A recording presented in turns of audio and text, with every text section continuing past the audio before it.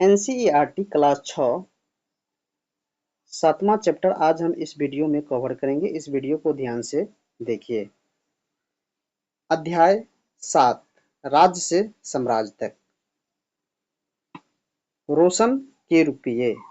जन्मदिन पर रोशन को दादी जी से करक नोट मिले। उसने उन्हें अपने हाथ में दबा रखा था। उस एक नया सीडी खरीदने में का बहुत मन था, लेकिन साथ ही वह बिल्कुल नए करक नोटों को देखना और छूकर महसूस करना चाहती थी। तभी उसने पाया कि सभी नोटों में दाहिनी तरफ गांधी जी का मुस्कुराता चेहरा बना हुआ था और बाईं तरफ छोटे-छोटे शेर का चित्र थे। उसने सोचा, आखिर यहाँ शेर क्यों बने होते हैं? ठीक है, शेर पर चर्चा किया। इस अध्याय में रोशन के रुपये खाली सामग्री बेचने की तस्वीरें के साथ लगाए हम जिन शेरों का चित्र रुपये पैसे पर देखते हैं, उनका एक लंबा इतिहास है। उन्हें पत्थर को काटकर बनाया गया, फिर उन्हें सारनाथ में एक विशाल स्तंभ स्थापित किया गया। कहाँ इसका स्तंभ स्थापित किया गया? सारनाथ में। सारनाथ में, नाथ में। इतिहास के महानतम राजाओं में से एक अशोक के निर्देश पर इसके जैसे कई स्तंभों के पत्थरों पर अभिलेख उत्कीर्ण किए गए। इसके पहले कि हम यह जानने की नए अभिलेखों में क्या लिखा था, यह समझने की कोशिश करें कि उनके राज्य को साम्राज्य क्यों कहा जाता है।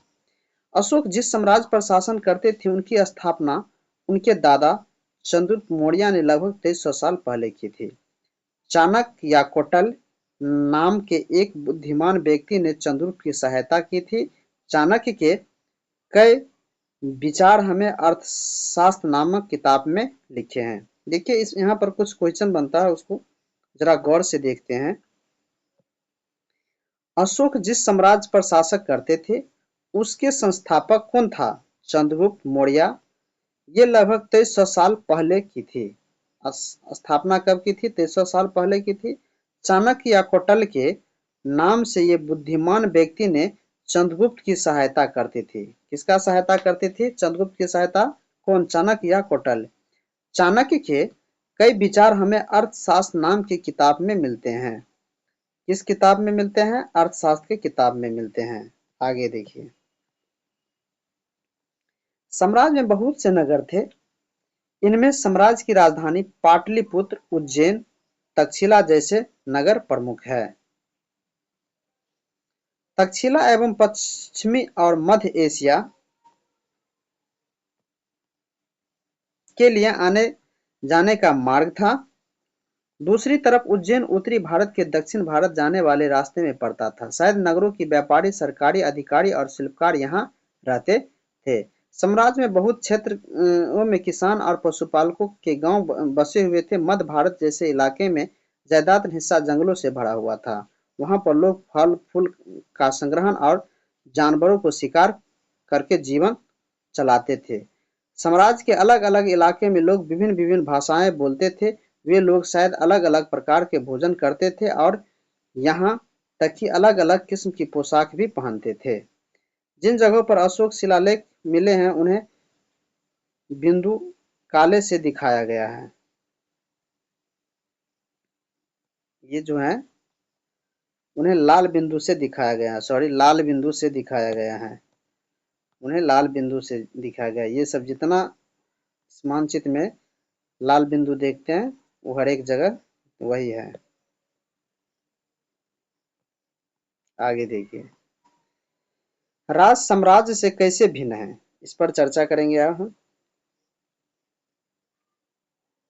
चूंकि साम्राज्य राज्यों से बड़े होते हैं और उनकी रक्षा के लिए बड़ी सेनाओं की जरूरत होती है, इसीलिए सम्राटों को राज्य की तुलना में ज्यादा संसाधनों की जरूरत होती है।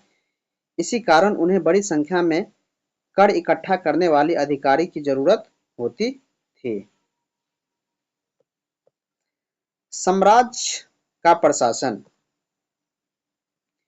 चूंकि मौर्य साम्राज्य बहुत बड़ा था, इसीलिए अलग अलग हिस्सों पर अलग अलग ढंग से शासन किया जाता था।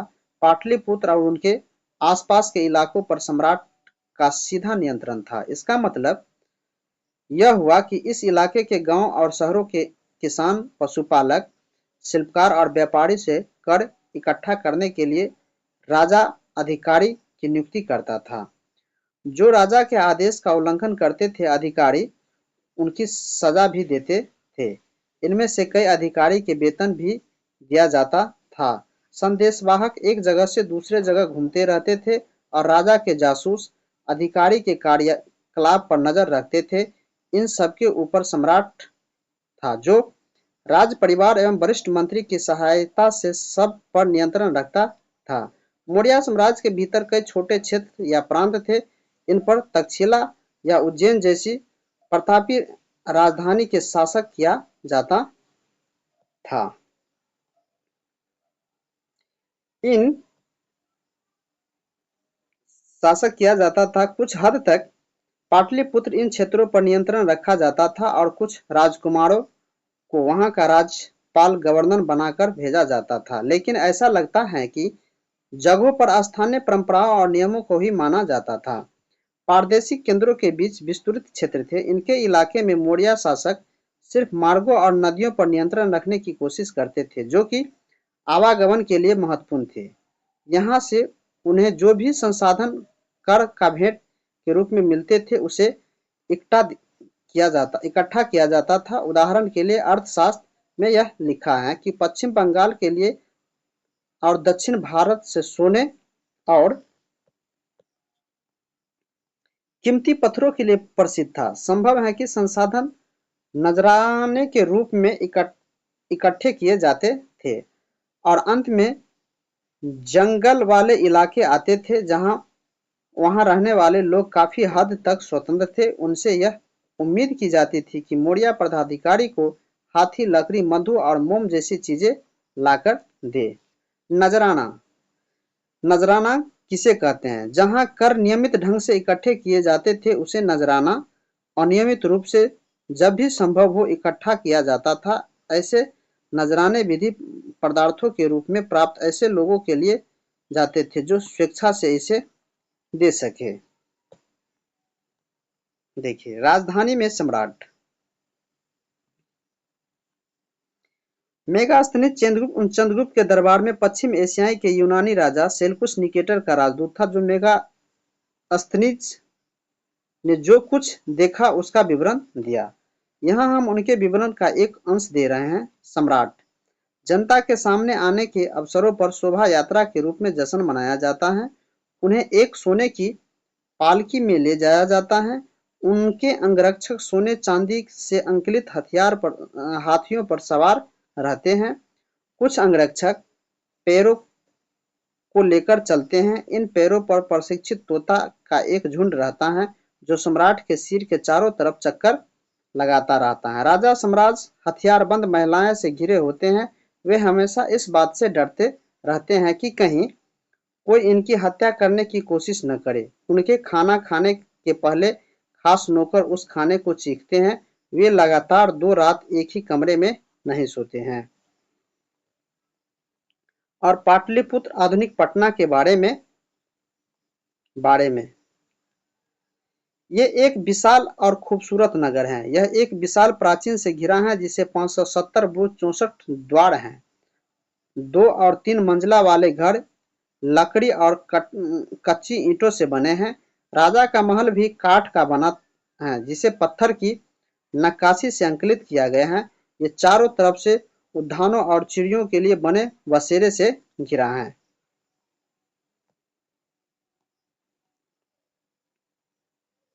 अशोक एक अनोखा सम्राट। अशोक मौर्य वंश में सबसे प्रसिद्ध शासक थे। वे ऐसे पहले शासक थे जिन्होंने अभिलेखों द्वारा जनता तक अपने संदेश पहुंचाने की कोशिश की। अशोक के जयदात्र अभिलेख प्राकृतिक भाषा और ब्राह्मणी लिपि में लिखे हैं। अशोक का जो जयदात्र अभिलेख किसमें लिखा है? प्राकृतिक भाषा और ब्राह्मणी लिपि में लिखा है। अशोक का कलिंग युद्ध। कलिंग तटवर्ती उड़ीसा का प्राचीन नाम है। किसका नाम है? उड़ीसा का प्राचीन नाम है। अशोक ने कलिंग को जीतने के लिए एक युद्ध लड़ा, लेकिन युद्ध, जनहित, हिंस और खून खराब देखकर उन्हें युद्ध का से वितृष्णा हो गई। उन्हें निर्णय लिया कि ये भविष्य में कभी युद्ध नहीं करेंगे। कौन? अशोक। कलिंग युद्ध का वर्णन करता हुआ अशोक का अभिलेख। अपने एक अभिलेख में अशोक ने ये बात कही, राजा बनने के 8 साल बाद मैंने कलिंग विजय की। लगभग 1.5 लाख लोग बंदी बना लिए गए, 1 लाख से भी ज्यादा लोग मारे गए। इससे मुझे अपार दुख हुआ। क्यों?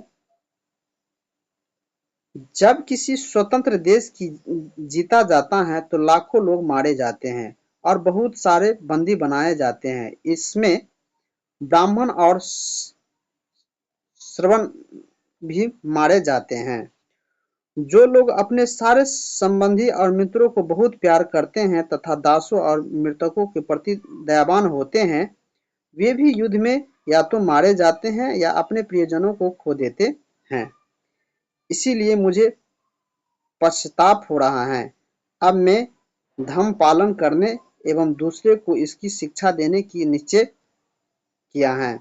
मैं मानता हूँ कि धर्म के माध्यम से लोगों का दिल जितना बलपूर्वक विजय पाने से ज्यादा अच्छा है। मैं यह अभिलेख भविष्य के लिए एक संदेश के रूप में इसीलिए उत्कीर्ण कर रहा हूँ कि मेरे बाद मेरे बेटे और पोते भी युद्ध न करें। इसके बदले में उन्हें यह सोचना चाहिए कि धर्म क्यों और कैसे बढ़ाया जाए। ठीक है?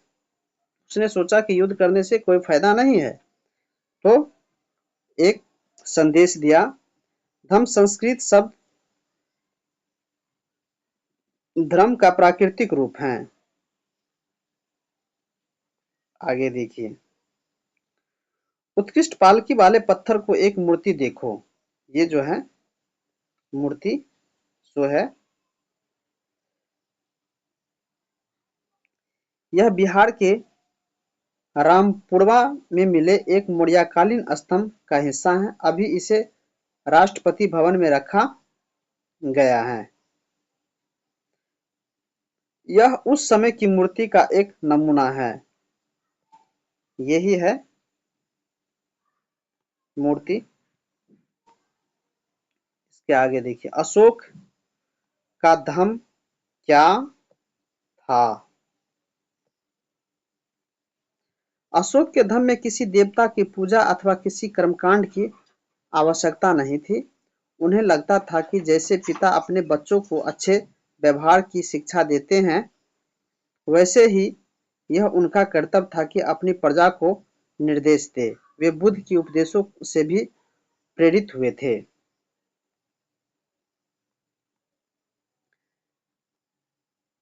ऐसा कई ऐसी कई समस्याएं थी जिनके लिए उनमें संवेदना थी। उनके साम्राज्य में अलग-अलग धर्मों के मानने वाले लोग थे और इससे कई बार टकराव पैदा हो जाता था। जानवरों को बलि चढ़ाई जाती थी। दासों और नौकरों के साथ क्रूर व्यवहार किया जाता था। इसके अलावा परिवार में व पड़ोसियों के बीच भी झगड़े होते रहते थे। अशोक ने यह महसूस किया कि इन समस्याओं का निदान उनका कर्तव्य है। इसीलिए उन्हें धम्म महामांत नामक के एक अधिकारी की नियुक्ति की, जो जगह-जगह जाकर धर्म की शिक्षा देते थे। इसके अतिरिक्त अशोक ने अपने संदेश कई स्थानों पर शिलाओं और स्तंभों पर खुदवा दिए। अधिकारियों को यह निर्देश दिया गया कि वे राज्य के संदेश के उन लोगों को पढ़कर सुनाए जो खुद पढ़ नहीं सकते थे। अशोक ने धर्म के विचारों को प्रसारित करने के लिए सीरिया, मिस्र, ग्रीस और दूत भेजे। अपने पुत्र महेंद्र और पुत्री संघमित्रा को इसी कार्य हेतु उन्हें श्रीलंका भेजा। उन्हें सड़क बनाए, कुएं खुदवाए और विश्राम गृह बनाए। इसके अतिरिक्त उन्हें भविष्य मनुष्य व जानवरों की चिकित्सा भी की व्यवस्था की थी। अपनी प्रजा के लिए संदेश। लोग विभिन्न अवसरों पर अनुष्ठान करते हैं। उदाहरण के लिए जब वे बीमार होते हैं, जब उनके बच्चे का विवाह होता है, बच्चे के जन्म पर और जब यात्रा शुरू करते हैं, तब वे तरह-तरह के अनुष्ठान करते हैं। ये कर्मकांड किसी काम की नहीं। इसके बदले यदि लोग दूसरे रीति को अपनाएं तो वह ज्यादा फलदायी होगी। ये अन्य प्रकार की रीतियां हैं। ये हैं अपने दासों और नौकरों के साथ अच्छा व्यवहार करना, बड़ों का आदर करना, सभी जीवों पर दया करना और ब्राह्मणों तथा श्रमों को दान देना, अपने धर्म की प्रशंसा और दूसरों की धर्म की निंदा करना, दोनों ही बातें गलत हैं। हर किसी को दूसरे धर्म का आदर करना चाहिए। यदि कोई अपने धर्म की बुराई और दूसरों धर्म की बुराई करता है तो वह वास्तव में अपने धर्म के ज्यादा नुकसान पहुंचा रहा है। इसीलिए हर किसी को दूसरे धर्म के प्रमुख विश्वासों को समझने की कोशिश करते हुए उनका आदर करना चाहिए। आधुनिक भारत में ज्यादातर लिपि पिछले सैकड़ों वर्षों में ब्राह्मणी लिपि से उत्पन्न हुए हैं। यहाँ आप अ अक्षर को अलग-अलग भाषाओं में लिपि में देख सकते हैं। ये देखिए अ अक्षर का है। आरंभिक ब्राह्मणी ई अ है, देवनागरी अ, बंगाली अ, मलयामल अ और तमिल अ।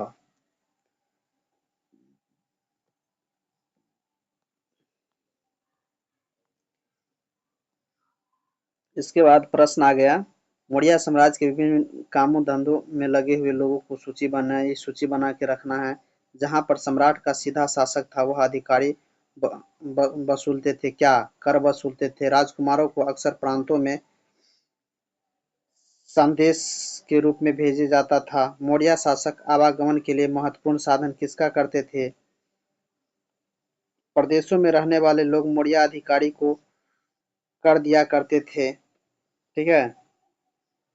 कुछ उपयोगी शब्द: साम्राज्य, राजधानी, अधिकारी, संदेशवाहक, प्रांत और धाम।